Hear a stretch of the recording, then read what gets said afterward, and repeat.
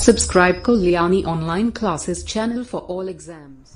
नमस्कार दोस्तों, आज हम बात करेंगे शिक्षा मनोविज्ञान की कि शिक्षा मनोविज्ञान क्या है, कब इसकी उत्पत्ति हुई और वो कौन कौन से मनोवैज्ञानिक थे जिन्होंने इसकी उत्पत्ति में अपना महत्वपूर्ण योगदान दिया। वीडियो शुरू करने से पहले मैं दोस्तों आपको बताना चाहूंगा कि ये वीडियो हमारा बहुत महत्वपूर्ण है, खासकर उन परीक्षाओं के लिए जिन परीक्षाओं में शिक्षा मनोविज्ञान पूछा जाता है, जैसे कि आपका यूजीसी नेट हुआ, यूपी टेट हुआ, सीटेट हुआ या अन्य स्टेट के टेट वगैरह हुए या राजस्थान के जो है ग्रेड 1 और ग्रेड 2 की परीक्षा हुई। तो दोस्तों ध्यान रखिएगा कि वीडियो शुरू करने से पहले आपको प्रत्येक चीज समझ के चलनी है और अगर कोई आपको शंका होगी तो निश्चित तौर पर मैं उसका आपका समाधान करूंगा। देखिए, शुरू करने से पहले जो शैक्षिक मनोविज्ञान है, मैं आपको बता दूं कि इससे पहले वाले लेक्चर में मनोविज्ञान वाले में हमने आपसे डिस्कस किया था कि मनोविज्ञान क्या होता है। जो मनोविज्ञान था, मनोविज्ञान की अलग अलग वर्गीकरण की अगर बात करें तो 4 हिस्सों में इसको अभी तो विभाजित किया गया था। जैसे पहले आत्मा का विज्ञान के रूप में किया गया, 16वीं शताब्दी तक रहा। उसके बाद मन या मस्तिष्क का विज्ञान इसको कहा गया 17वीं शताब्दी तक, और उसके बाद 19वीं शताब्दी तक इसको चेतना का विज्ञान कहा गया। और उसके पश्चात अगर बात करें चेतना के विज्ञान के पश्चात तो 20वीं शताब्दी में बात करें तो ये व्यवहार का विज्ञान बन गया और आज भी लगातार ये व्यवहार का विज्ञान बन रहा है। लेकिन 19वीं शताब्दी में क्या हुआ, 19वीं शताब्दी में मनोविज्ञान की एक नई शाखा निकली जिसको हम शिक्षा मनोविज्ञान कहते हैं। क्योंकि मनोविज्ञान के अंदर व्यवहार का अध्ययन होता है और किसके व्यवहार का अध्ययन, प्राणी के व्यवहार का अध्ययन, अलग अलग प्राणियों के व्यवहार का अध्ययन इसके अंतर्गत हम होता है। जैसे पशु पक्षी के व्यवहार की अगर अध्ययन की बात करें तो उसका अध्ययन भी इसके अंदर हो सकता है, उनके व्यवहार का अध्ययन इसमें हो सकता है। लेकिन आज हम बात करेंगे शैक्षिक मनोविज्ञान पर। देखिए दोस्तों, जो शैक्षिक मनोविज्ञान है वो शिक्षा मनोविज्ञान की बात करें या शैक्षिक मनोविज्ञान की बात करें, एक ही बात है। जो आपका शिक्षा और मनोविज्ञान है, ये 2 शब्दों से मिलकर बना है। पहला है शिक्षा और दूसरा है मनोविज्ञान। अगर हम बात करें शिक्षा शास्त्र की, एजुकेशन की बात करें तो एजुकेशन अगर क्या है, मेन चीज आए तो एजुकेशन क्या काम करती है, एजुकेशन क्या करती है, मॉडिफिकेशन ऑफ बिहेवियर, हमारे व्यवहार को परिमार्जित करती है, मतलब व्यवहार में सुधार करती है या कह सकते हैं व्यवहार में हमारे उत्तरोत्तर परिवर्तन लाती है। जब हम शिक्षा ग्रहण करते हैं तो निश्चित तौर पर हमारे व्यवहार में कुछ बदलाव होते हैं जिसको हम क्या कहते हैं, व्यवहार का परिमार्जन कहते हैं, या ये कह सकते हैं कि व्यवहार को रूपांतरित भी करती है। जितनी अच्छी हम शिक्षा ग्रहण करेंगे निश्चित तौर पर यह कहा जा सकता है कि हमारा व्यवहार उतना ही ज्यादा परिमार्जित होगा। तो दोस्तों शिक्षा का मुख्य कार्य क्या रहा, यहाँ पर व्यवहार का परिमार्जन रहा, मॉडिफिकेशन ऑफ बिहेवियर रहा। ये मुख्य कार्य हमारे यहाँ शिक्षा का इसमें रहा। अब बात करते हैं आगे मनोविज्ञान की कि मनोविज्ञान क्या है। तो दोस्तों मनोविज्ञान को आपको हम बता ही चुके हैं, क्या करता मनोविज्ञान, व्यवहार का अध्ययन करता है। चाहे व्यवहार हो किसी का भी हो, प्राणी का हो, पशु का, पक्षी का हो, लेकिन क्या होता है, व्यवहार का अध्ययन होता है। और हम शिक्षा मनोविज्ञान की बात कर रहे हैं तो यह प्राणी के मनोविज्ञान, तो प्राणी के व्यवहार से मतलब है, मेन जो उद्देश्य है प्राणी के व्यवहार से मतलब है। तो इसका क्या मतलब हुआ, स्टडी ऑफ बिहेवियर, व्यवहार का अध्ययन करना। यहाँ एजुकेशन क्या था, व्यवहार का परिमार्जन करना, मतलब व्यवहार में सुधार करना, और उसी व्यवहार का अध्ययन किसके अंतर्गत हुआ, जिस व्यवहार का यहाँ परिमार्जन हुआ उसका अध्ययन किसमें हुआ, वो मनोविज्ञान के अंतर्गत हुआ। ठीक, अगर हम दोनों की बात करें तो शिक्षा मनोविज्ञान में फिर क्या हो रहा है, व्यवहार के परिमार्जन के लिए व्यवहार का अध्ययन, मतलब व्यवहार के सुधार के लिए कि किस प्रकार व्यवहार में सुधार किया जाए, तो उस व्यवहार का अध्ययन करना होता है शिक्षा मनोविज्ञान के अंदर, मतलब study of behaviour to modify it, कि जो हमारा व्यवहार है उसमें हम किस प्रकार परिवर्तन कर सकते हैं, इसका अध्ययन हम किसके अंदर करेंगे, एजुकेशन साइकोलॉजी के अंदर। दिया एजुकेशन साइकोलॉजी, मतलब जो व्यवहार हम कर रहे हैं, जो व्यवहार हम सीख रहे हैं, ठीक है, उस व्यवहार का अगर हमें अध्ययन करना होगा, उसको परिमार्जन करने के लिए, उसमें सुधार करने के लिए हमें अध्ययन करना होगा, तो किसका अध्ययन करना होगा, हमें शिक्षा मनोविज्ञान का अध्ययन करना होगा। और जब तक हम शिक्षा मनोविज्ञान का अध्ययन नहीं करेंगे तो निश्चित तौर पर किसी भी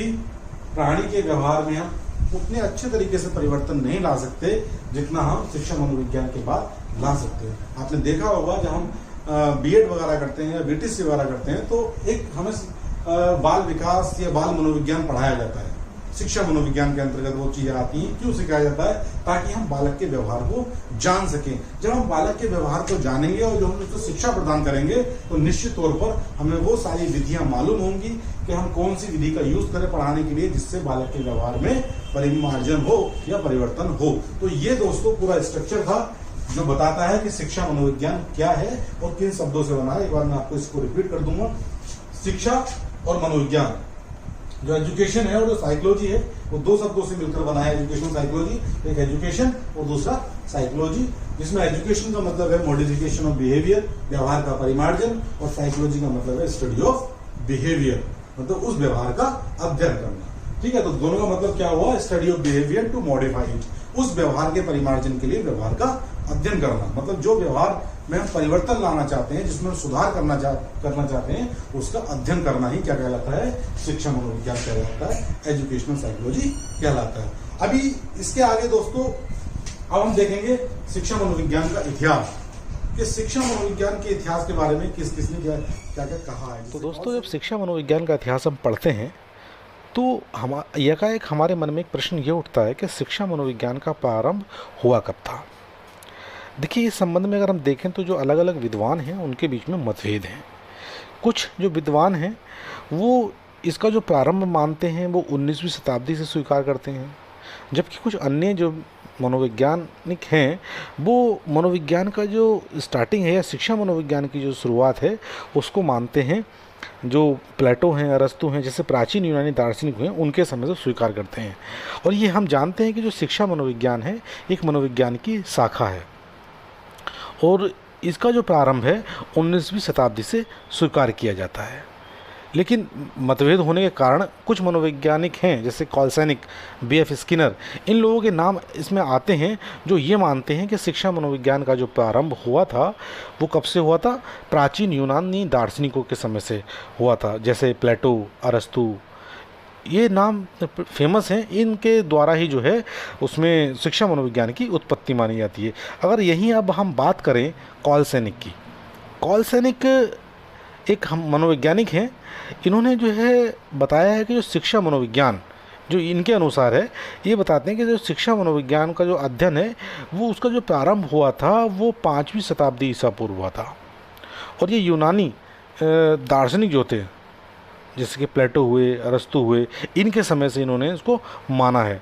और उनके अनुसार जो शिक्षा मनोविज्ञान है उसका सर्वप्रथम जो व्यवस्थित सिद्धांत अगर किसी ने दिया था तो उनमें से प्लेटो का सिद्धांत भी एक है, जो अपना एक अलग रूप रखता है। तो ध्यान रखिएगा दोस्तों कि 5वीं शताब्दी ईसा पूर्व यूनानी दार्शनिकों के द्वारा शिक्षा मनोविज्ञान की उत्पत्ति किसके द्वारा मानी जाती है? अगर ये क्वेश्चन आता है तो इसका एक आंसर है कॉलसैनिक। ध्यान रखिएगा, यूनानी दार्शनिकों के अनुसार और 5वीं शताब्दी।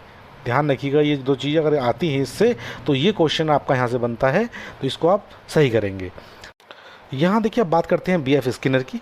B.F. स्किनर का नाम भी उन्हीं मनोवैज्ञानिकों में शामिल है जो शिक्षा मनोविज्ञान की उत्पत्ति जो मानते हैं, यूनानी जो प्राचीन दार्शनिक हैं उनके अनुसार मानते हैं। उनका मानना है कि जो शिक्षा मनोविज्ञान का जो प्रारंभ था वो प्लेटो के शिष्य अरस्तु ने किया था, या अरस्तु से उसको माना जाता है।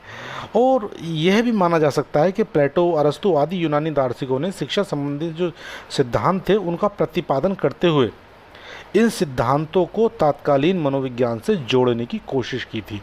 B.F. स्किनर कहते हैं कि जो यूनानी दार्शनिक हुए हैं, खासकर उसमें अरस्तु का नाम वो लेते हैं कि अरस्तु ने जो अपने सिद्धांत दिए शिक्षा संबंधी, उनको उन्होंने क्या किया, जो आज के जो मनोवैज्ञानिक हैं उन्होंने उनके द्वारा प्रतिपादित सिद्धांतों को आज के सिद्धांतों से जोड़ने की कोशिश की। ये कथन था B.F. स्किनर का यहाँ पर, जो कि प्राचीन जो हमारा शिक्षा का इतिहास है मनोविज्ञान का, उसमें एक महत्वपूर्ण कथन है B.F. स्किनर का। ध्यान रखते हैं इसी में रूसो की, कि रूसो का शिक्षा मनोविज्ञान के क्षेत्र में क्या योगदान था। देखिए दोस्तों, अगर शुरू से बात करें तो ये कहा जा सकता है कि शिक्षा मनोविज्ञान का जो आंदोलन है इसका सूत्रपात, मतलब यहां से ये मान के चले जो आपका शिक्षा मनोविज्ञान है इसके आंदोलन के, मनोविज्ञान के आंदोलन का जो सूत्रपात है वो रूसो की प्रकृतिवादी विचारधारा है, यहां से माना जाता है। और ध्यान रखिएगा, रूसो की प्रकृतिवादी विचारधारा से शिक्षा मनोविज्ञान के आंदोलन का सूत्रपात माना जाता है। और ये आप भी जानते हैं कि रूसो एक प्रकृतिवादी थे और रूसो ने कहा था कि अगर हम बच्चे का जो विकास चाहते हैं तो हमें क्या उसे प्रकृति में सर्वत्र खुला छोड़ देना चाहिए। प्रकृति उसको अपने आप शिक्षा देगी। और यहीं पर मैं आपको एक बात बताता जरूर कि कुछ शिक्षा मनोवैज्ञानिक ऐसे हुए हैं जो, या कुछ व्यक्ति ऐसे हैं, या दार्शनिक कह सकते हैं, कुछ ऐसे व्यक्ति हैं जो रूसो को जो शिक्षा मनोविज्ञान है उसका जनक मानते हैं। शिक्षा मनोविज्ञान का जनक किसको माना जाता है? रूसो को माना जाता है। तो ध्यान रखिएगा, जो रूसो की प्रकृतिवादी विचारधारा है, यहीं से शिक्षा मनोविज्ञान के आंदोलन की सूत्रपात हुआ है। और कुछ मनोवैज्ञानिकों के अनुसार रूसो कौन है?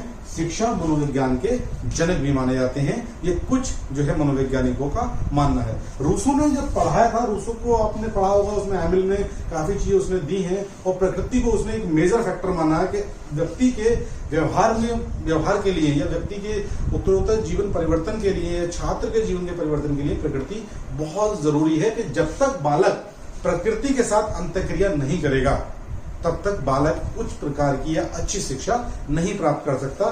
इसलिए बालक का बहुत जरूरी है जो अपनी प्रकृति है उसके साथ अंतःक्रिया करना। रूसो की जो प्रकृति वाली विचारधारा थी उसमें उसने ये 4 फैक्टर ऐसे बताए, 4 पॉइंट बताए थे उसमें, जिनके अनुसार उन्होंने कहा कि एक बालक की शिक्षा इस प्रकार होनी चाहिए। पहली जो थी, उन्होंने कहा, जो पहली विचारधारा थी, उन्होंने कहा रुचियां। बालक को उसी सब्जेक्ट की शिक्षा दी जाए जिसमें बालक की रुचि हो। जो बालक जानना चाहता है, जो पढ़ना चाहता है, उसे वही सिखाया जाए। अगर ऐसा होगा तो निश्चित तौर पर बालक का विकास बहुत अच्छा होगा और जो हम चाहते हैं बालक से, वो बच्चा आउटपुट उसके निकलकर सामने आएंगे। तो रूसो की जो प्रकृतिवादी विचारधारा थी उसका पॉइंट पहला क्या था? रुचियां। अगर दूसरों की बात करें, दूसरे पॉइंट की बात करें, तो दूसरा पॉइंट यहां पर है दोस्तों प्रवृत्तियां। मतलब बच्चे को शिक्षा किसके अनुसार दी जानी चाहिए? उसकी रुचियों के अनुसार या फिर उसकी प्रवृत्तियों के अनुसार। प्रवृत्ति क्या होती है? प्रवृत्ति एक वह मन की स्थिति होती है जो उसे प्रिय होती है। कहने का मतलब दोस्तों वही है कि जो टेंडेंसीज है हमारी, जो हम चाहते हैं करना, हम वही करें। जो उसके मन में करने की इच्छा जागृत हो रही है, बच्चा उसी को करे। अगर हमारे मन में मान लीजिए हम किसी चीज को नहीं चाहते हैं और हमें वो काम दिया जाए, हमारे ऊपर थोप दिया जाए, तो निश्चित तौर पर हम उस काम को नहीं कर सकते। तो रूसो ने कहा है कि जो बच्चे की शिक्षा होनी चाहिए वो रुचियों के अनुसार हो, उसकी प्रवृत्तियों के अनुसार हो, और थर्ड पॉइंट कहा है उसने, उसकी योग्यता के अनुसार। कि शिक्षा बच्चे को ऐसी दी जाए जो उसको इस योग्य बनाती हो, जो योग्यता बच्चा रखता हो, उस योग्यता के अनुसार इसको शिक्षा दी जाए और इस प्रकार उसको प्रोत्साहित किया जाए कि वो अपनी योग्यताओं के अनुसार जो है शिक्षा को ग्रहण कर सके। अगर वो अपनी योग्यताओं के अनुसार शिक्षा ग्रहण नहीं करेगा तो निश्चित तौर पे वो अपने जीवन में सफल नहीं हो पाएगा। अब जो रूसो की प्रकृतिवादी विचारधारा थी दोस्तों, उसका जो चौथा पॉइंट है वो है अवस्थाएं। उन्होंने कहा एक बालक की जो शिक्षा होनी चाहिए वो उसकी अवस्थाओं के अनुरूप होनी चाहिए। मतलब जैसे जैसे उसकी एज बढ़े उसी प्रकार उसको शिक्षा दी जाए। ये ना हो कि उसको अलग अलग प्रकार से शिक्षा दी जाए। अगर ऐसा होगा तो निश्चित तौर पर बालक एक अच्छी तरीके से क्या करेगा? शिक्षा ग्रहण करेगा और स्वतंत्र रूप से। ध्यान रखिएगा, एक बच्चे के जो जीवन में एक स्वतंत्रता का बहुत बड़ा रोल है। रूसो कहते हैं कि अगर बालक को हम स्वतंत्र छोड़ते हैं, उसको स्वतंत्रता देते हैं, प्रकृति के साथ वो अंतःक्रिया करता है, तो निश्चित तौर पर वो अपने व्यवहार को जो है अच्छे तरीके से परिमार्जित कर सकता है, चीजों को सीख सकता है। तो दोस्तों ये थी रूसो की प्रकृतिवादी विचारधारा। इसके बाद रूसो के बाद बात आती है अरस्तु की, कि अरस्तु ने अपने जो विचारधारा में उसमें क्या कहा, और उनका भी जो रोल है वो शिक्षा मनोविज्ञान के क्षेत्र में काफी बड़ा उनका भी योगदान है। तो इसके बाद हम उनकी विचारधारा को देख लेते हैं। तो दोस्तों अब आगे बात करते हैं अरस्तु की अध्ययन पद्धति के बारे में। अरस्तु का अपना अलग विचार था शिक्षा मनोविज्ञान के बारे में, और उन्होंने अपनी अलग शिक्षा पद्धति या अपनी अलग अध्ययन पद्धति दी। अगर हम इस अध्ययन पद्धति की बात करें दोस्तों, तो जो अरस्तु कहते हैं, अरस्तु ने शिक्षा के लिए जो अपने विचार दिए हैं और शिक्षा के लिए उन्होंने बताया है, तो उन्होंने बताया है कि एक बालक की जो शिक्षा कैसी हो वो अलग अलग होनी चाहिए। ये मान के चलो, हर एक बालक की शिक्षा कैसी होनी चाहिए? अलग अलग होनी चाहिए। अगर बात करें शिक्षण विधियों की, तो उन्होंने बताया कि हर एक बच्चे की जो शिक्षण विधियां हैं वो भी अलग अलग होनी चाहिए, और शिक्षा कैसी होनी चाहिए? मुक्त एवं स्वतंत्र एवं मुक्त होनी चाहिए।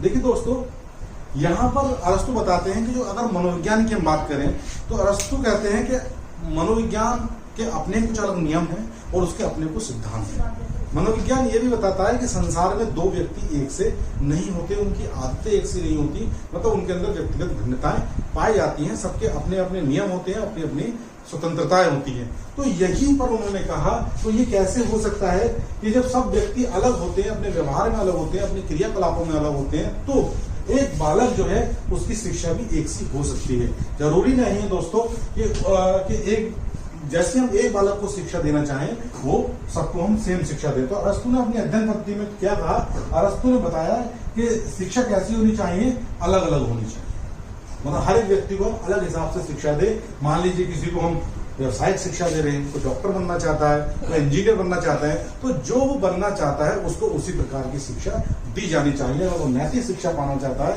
या लेना चाहता है तो उसको नैतिक शिक्षा दी जाए। तो इसी प्रकार जो है हर एक व्यक्ति की शिक्षा उसके व्यवहार के अनुसार होनी चाहिए, उसके इंटरेस्ट के अनुसार होनी चाहिए, उसकी योग्यताओं के अनुसार होनी चाहिए। तो ये रूसो ने कहा अपने अरस्तु ने कहा है अपनी अध्ययन पद्धति में कि हर एक बालक की शिक्षा जो है कैसी होनी चाहिए, अलग अलग होनी चाहिए। अब बात करते हैं विधियों की। अरस्तु बताते हैं कि जब शिक्षा अलग होनी चाहिए तो शिक्षा का देने का जो माध्यम है, जो विधियां हैं, वो भी अलग अलग होनी चाहिए। फिर निश्चित तौर पर देखिए कक्षा के अंदर क्या होता है कि एक मानसिक स्तर के बालक नहीं होते हैं, हर एक बच्चे का मानसिक स्तर अलग होता है। कुछ बच्चे चीज को एक बार में सीख जाते हैं, कुछ 2 बार में सीखते हैं, और कुछ बच्चे एक चीज को 2 या 3 से 4 बार में सीखते हैं। तो निश्चित तौर पर जो शिक्षण विधि, मान लीजिए उस शिक्षण विधि से कुछ बच्चे एक बार में सीख पा रहा है और कुछ बच्चा नहीं सीख पा रहा है, कोई बच्चा, तो ध्यान रखिएगा कि वो जो शिक्षण विधि है वो सबके लिए सुटेबल नहीं है। तो यहाँ पर क्या होना चाहिए, हर एक बच्चे को शिक्षण विधि भी अलग अलग होनी चाहिए, अलग अलग प्रकार की जो है उसको शिक्षण विधियां दी जानी चाहिए। आगे बात करते हैं मुक्त एवं स्वतंत्र एवं मुक्त शिक्षा की। जो शिक्षा है, अरस्तु ये कहते हैं कि जो शिक्षा कैसी होनी चाहिए, स्वतंत्र होनी चाहिए और मुक्त होनी चाहिए। अगर शिक्षा स्वतंत्र नहीं होगी, मुक्त नहीं होगी, तो निश्चित तौर से हम अच्छी शिक्षा नहीं दे पाएंगे, क्योंकि स्वतंत्रता एक निश्चित गुण है और जब तक स्वतंत्रता नहीं होगी जब तक अच्छी प्रकार से शिक्षा नहीं दी जा सकती। तो दोस्तों ये थी अरस्तु की अध्ययन पद्धति।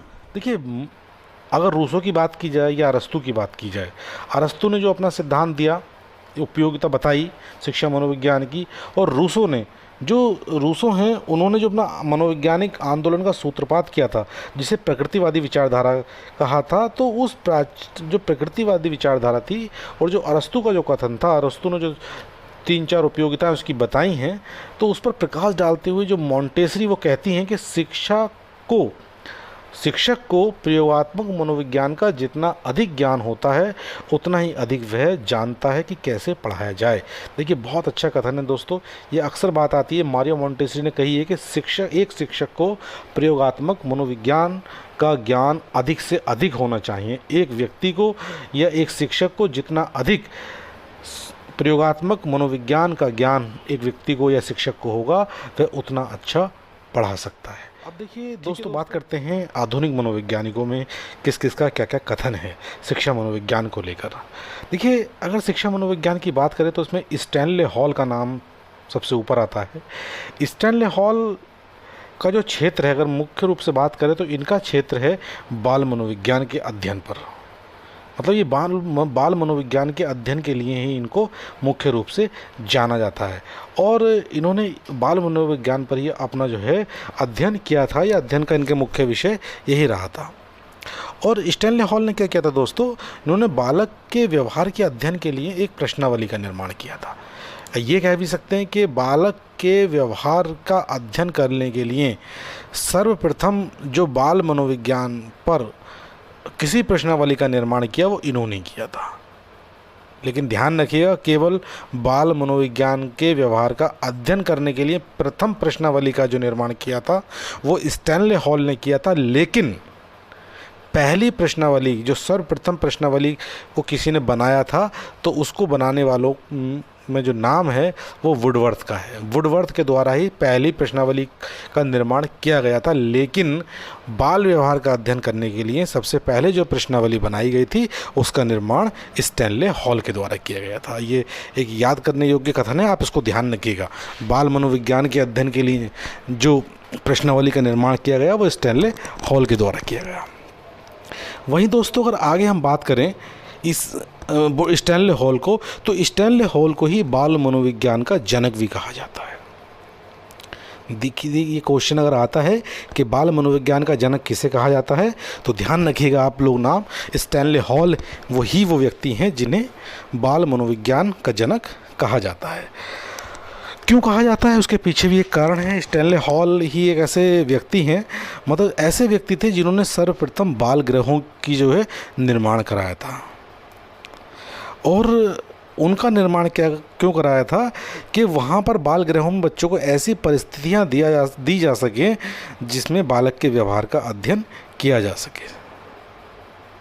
तो जो बाल गृह होते थे उनके अंदर बच्चों को रखा जाता था और ऐसी स्थितियाँ, ऐसी परिस्थितियाँ वहाँ उत्पन्न कराई जाती थी जिसके द्वारा उनके बालक का जो बालक होता था उसके व्यवहार का जो है अध्ययन किया जाता था। तो ध्यान रखिएगा दोस्तों, यहाँ से एक दो क्वेश्चन हमारे जो बनते हैं उससे मुख्य रूप से क्वेश्चन बनता है कि जो बाल मनोविज्ञान है उसके जनक कौन है, वो स्टैनले हॉल हैं।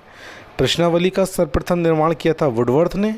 और बाल मनोविज्ञान या बाल मनोविज्ञान में बालक के व्यवहार का अध्ययन करने के लिए सर्वप्रथम प्रश्नावली का निर्माण किया था स्टैनले हॉल ने। तो ध्यान रखिएगा, ये 3-4 क्वेश्चन हैं जो इससे बनते हैं। इसके बाद दोस्तों अगर हम बात करें तो नाम आता है जॉन डेवी का।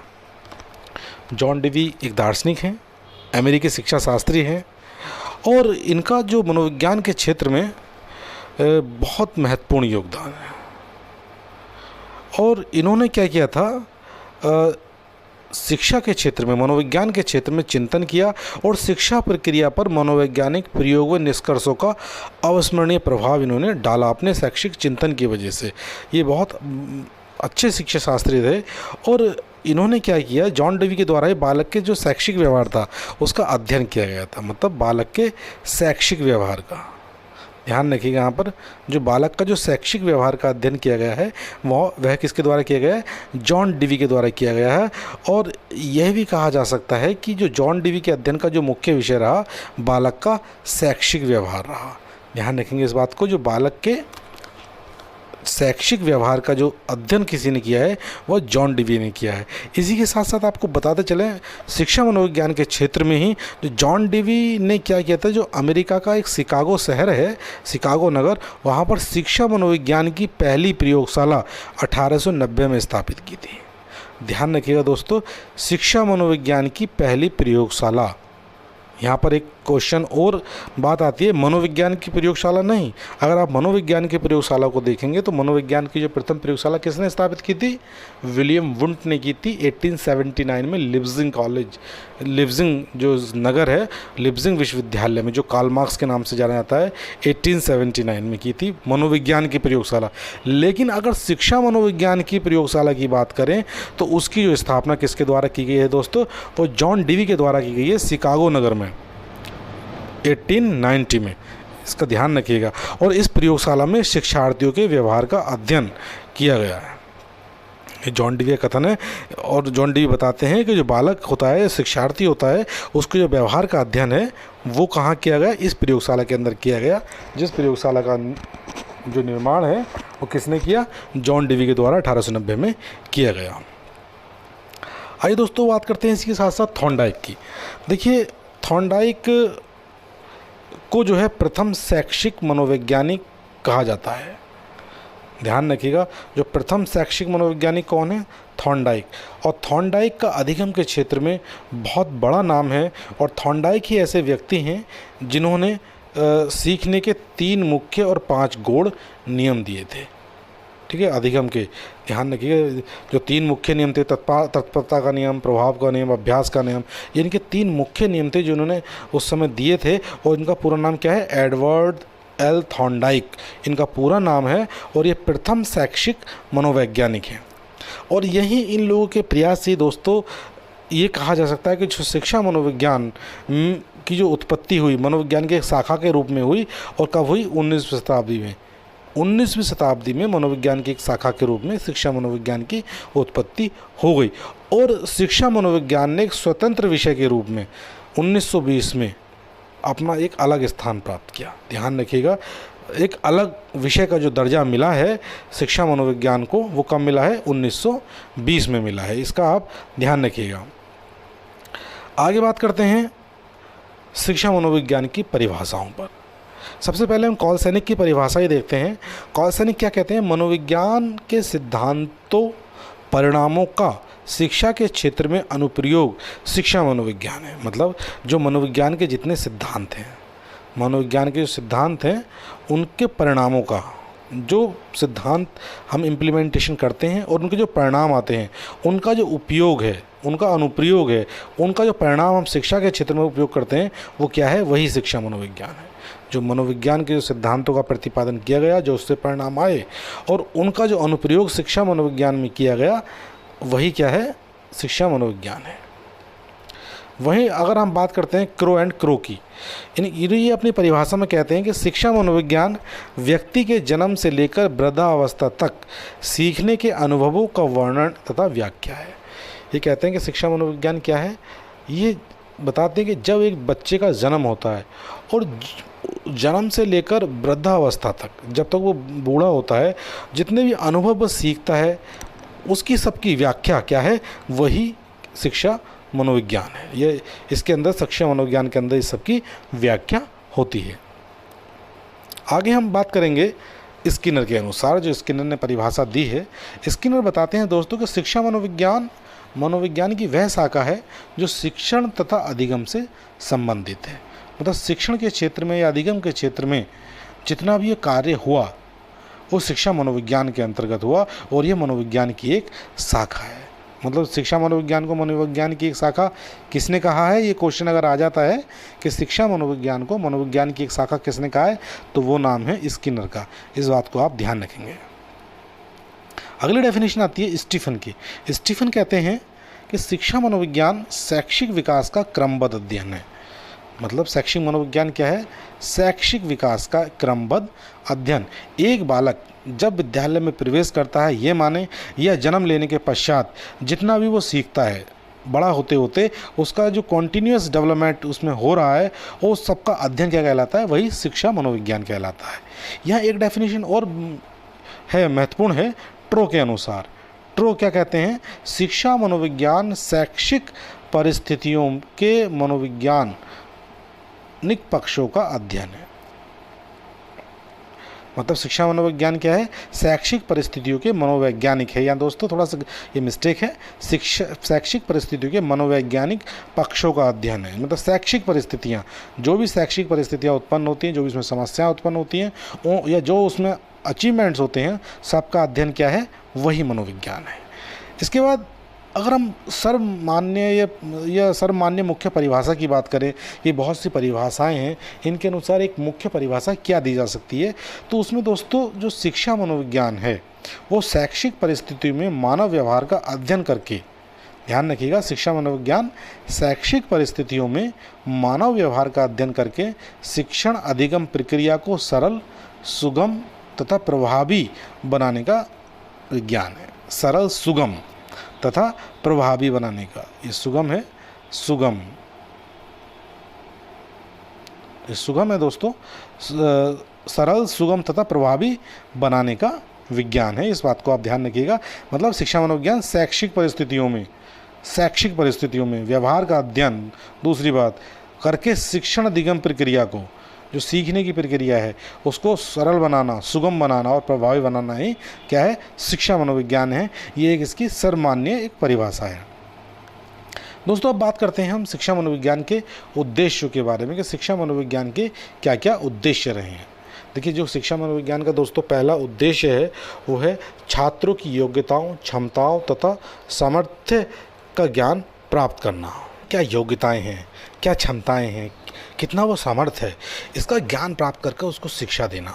मतलब शैक्षिक परिस्थितियाँ उसकी उत्पन्न कर देना, ये सब चीज़ों को जानकर, उसकी योग्यताओं को जानकर, उसकी क्षमताओं को जानकर, और जब हमें बालक की योग्यता मालूम है, हमें क्षमता मालूम है, तो हम उसे ऐसे मतलब शिक्षण विधि द्वारा ज्ञान दे सकते हैं जिसके द्वारा उसका उचित रूप से विकास हो सके।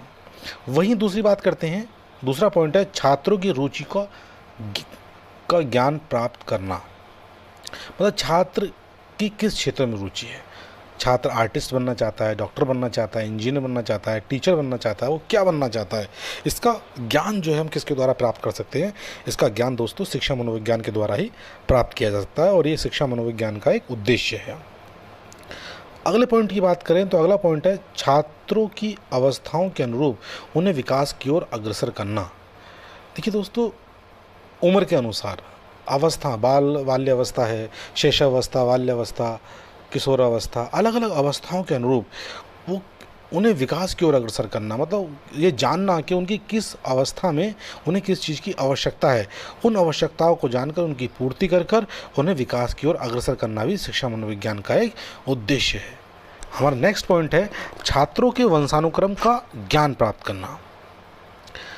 इसके अनुसार देखिए दोस्तों, शिक्षा मनोविज्ञान के द्वारा क्या होता है, बच्चों की जो हेरिडिटी होती है उसका ज्ञान प्राप्त किया जाता है। बच्चा किस मतलब वंशानुक्रम क्या है, क्या उसका परिवार का स्ट्रक्चर रहा है, किस प्रकार के वातावरण उसका रहा है, ये सब जाना जाता है, और उसे उसी प्रकार अगर गलत रहा है तो उसको सही प्रकार की शिक्षा दी जाती है, और प्रयास ये किया जाता है कि उसके वंशानुक्रम के अनुसार ही मतलब उसका ज्ञान प्राप्त किया जाए, ताकि उसके व्यवहार में मॉडिफिकेशन किया जा सके, उसका अधिक से अधिक उत्तरोत्तर उसका विकास किया जा सके। ये सब शिक्षा मनोविज्ञान का उद्देश्य के अंतर्गत है। अगला पॉइंट आता है छात्रों के वातावरण का अध्ययन करना। इसके अंतर्गत दोस्तों हम देखते हैं कि छात्र कैसे एटमॉस्फेयर में रहता है, कैसे एटमॉस्फेयर, घर का उसका क्या एटमॉस्फेयर है, उसके जो समाज का एटमॉस्फेयर क्या है, किस प्रकार का उसका एटमॉस्फेयर है। अगर कहीं एटमॉस्फेयर में उसकी कोई कमी है तो उसको सुधार करना और अध्ययन करना कि बच्चा अगर हम बच्चे के वातावरण का अध्ययन कर लेते हैं तो निश्चित तौर पर हमें ये सब ज्ञान हो जाता है कि हमें किस समय पर उसको क्या शिक्षा देनी है। अगर कुछ कमियां आ रही हैं तो निश्चित तौर पर उन कमियों को हम दूर करके उसको अच्छे रूप से व्यवस्थित करके उसको शिक्षा दे सकते हैं। अगला पॉइंट आता है दोस्तों मानव विकास की विभिन्न अवस्थाओं का अध्ययन भी दोस्तों शिक्षा मनोविज्ञान के अंतर्गत किया जाता है। विभिन्न अवस्थाएं जैसे कि शैशवावस्था, बाल्यावस्था, किशोरावस्था, प्रौढ़ावस्था, वृद्धावस्था, ये अलग अलग अवस्थाएं हैं मानव के विकास की। इन सब का अध्ययन भी हम शिक्षा मनोविज्ञान के अंतर्गत करते हैं। अगला है व्यक्तिगत भिन्नताओं का अध्ययन करना। मनोविज्ञान देखिए ये कहता है कि दुनिया में एक जैसे व्यक्ति नहीं है। मतलब अगर व्यक्तिगत भिन्नताओं की बात करें तो एक व्यक्ति दूसरे व्यक्ति की तरह नहीं है, सबकी सोच, समझ और क्षमताएं अलग अलग हैं। तो हर व्यक्ति की अपनी व्यक्तिगत भिन्नता होती है, अपनी व्यक्तिगत क्षमताएं होती हैं, तो इनको जानने का काम भी शिक्षा मनोविज्ञान के अंतर्गत किया जाता है। अगर बात करें दोस्तों यहाँ सीखने की प्रक्रिया के अध्ययन करना, इसका नेक्स्ट पॉइंट है सीखने की प्रक्रिया का अध्ययन करना कि किस प्रकार सीखा जा रहा है। अगर मान लीजिए हम कुछ बच्चे को सिखा रहे हैं और बच्चा उसको सही प्रकार नहीं सीख रहा है और ये हमें हमारे मनवांछित हमारे रिजल्ट हैं वो नहीं मिल रहे हैं, तो कहीं ना कहीं सीखने की जो प्रक्रिया है उसमें कमी है। और तो शिक्षा मनोविज्ञान हमें बताता है कि किस प्रकार सीखने की प्रक्रिया को अपनाया जाए जिससे अधिक से अधिक हमें अच्छे परिणाम प्राप्त हो सकें, और ये शिक्षा मनोविज्ञान के एक उद्देश्य के अंतर्गत आता है। अगले पॉइंट की बात करें दोस्तों, इसमें शिक्षण सामग्री तथा अधिगम सामग्री का निर्माण करना। टीचिंग लर्निंग मटेरियल जो होते हैं दोस्तों उसका निर्माण शिक्षा मनोविज्ञान के अंतर्गत ही सिखाया जाता है, क्योंकि जब हम पढ़ा रहे होते हैं या हम पढ़ते हैं किसी चीज़ को तो निश्चित तौर पर कभी कभी क्या होता है कुछ चीज़ों को हम देखकर बहुत जल्दी सीख जाते हैं, मतलब आसानी से उस चीज़ को सीख जाते हैं कंपैरेटिवली उस चीज़ को रटने के स्थान पर। तो शिक्षा मनोविज्ञान के अंतर्गत इन चीज़ों का भी अध्ययन किया जाता है और उद्देश्यों के अंतर्गत इस चीज़ को रखा जाता है। आगे बात करते हैं अगले पॉइंट की, शैक्षिक समस्याओं का अध्ययन करना। तो दोस्तों शिक्षा मनोविज्ञान के अंतर्गत जो शैक्षिक समस्याएं हैं उनका अध्ययन भी किया जाता है, उनके द्वारा जानने का प्रयास किया जाता है कि कौन कौन सी समस्याएं बालक अपने विद्यालय में जो है फेस करता है और उन समस्याओं को दूर करने का प्रयास भी इसके अंतर्गत किया जाता है। दोस्तों ये था हमारा आज का वीडियो और मैं उम्मीद करता हूं कि निश्चित तौर पर आपको ये वीडियो पसंद आया होगा और हो सकता है कि इस वीडियो से संबंधित आपके कुछ प्रश्न भी हो जो आपके मन में आए। तो आप कमेंट बॉक्स में नीचे लिखें, उन प्रश्नों के उत्तर मैं प्रयास करूंगा पूरा देने का। और हाँ, अगर आपको मेरा वीडियो पसंद आया हो तो आप इसको लाइक करें और अधिक से अधिक अपने दोस्तों में इसको शेयर करें वीडियो को। और हाँ, मेरे चैनल को सब्सक्राइब करना ना भूलें। इसके बाद जो अगला वीडियो हमारा होगा वो बाल विकास पर होगा और या अभिवृद्धि एवं विकास, हम इस पर बात करेंगे। तो मिलते हैं नेक्स्ट वीडियो।